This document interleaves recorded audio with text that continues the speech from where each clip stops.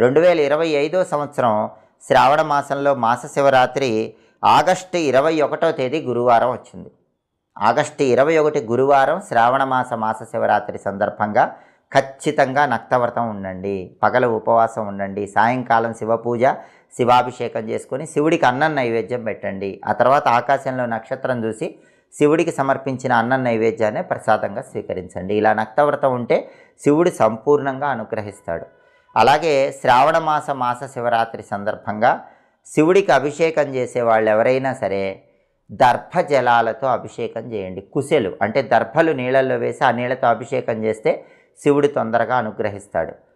ఈ శ్రావణ మాస శివరాత్రి రోజు శివుడికి అభిషేకం చేసేటప్పుడు అందరూ కూడా 3 మంత్రాలు తప్పకుండా చదువుకోండి. మొట్టమొదటి మంత్రం ఓం నమో భగవతే రుద్రాయ, రెండో మంత్రం శ్రీం శివాయ నమః, మూడో మంత్రం శ్రీ శివాయ మహాదేవాయ